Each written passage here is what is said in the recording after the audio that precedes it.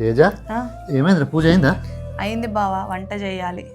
సరే మరి నేను షాప్ పోయేస్తాను ఆ? పో బావా పో. నాకు పొద్దున్న నుంచి తలకాయ నొత్తాంది. ఓ తలకాయ నొచ్చినా పట్టించుకో, కడుపు నొచ్చినా పట్టించుకో, కాలు నొచ్చినా పట్టించుకోవు. నైస్ వచ్చే టైం అవుతుంది, ఇంకా వంట కూడా చేయలేదు.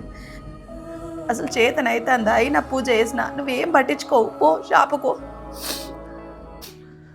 అదేంటిరా అట్లా అంటాను? నీకు శాత కాకుండా నేను షాపు పోతున్నారా? నాకు నీకంటే షాప్ ఎక్కువనా? నాకు పొద్దున సంది చెప్పినా కానీ నేను అప్పుడే వంట చేయొద్దు. సరే ఇప్పటికైనా ఏమైంది కానీ నేను చేస్తా, నువ్వు రెస్ట్ తీసుకో సరేనా? సరే బావా.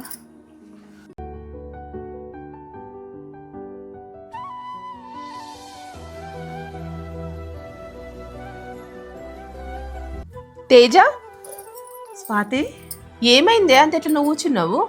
ఏం చెప్పాలనే పొద్దున్న నుంచి తల విపరీతంగా నొస్తుంది. అవునా? అవునే, ఏంటి ఇట్లా వచ్చినావు? ఏం లేదే, షాపింగ్కి వెళ్దామని వచ్చినా కానీ నీకు చేతనైతే లేదంటున్నావు కదా. చేతనైతే లేదన్నా కానీ షాపింగ్కి రానన్నా నానే. నడు పోదాంపా.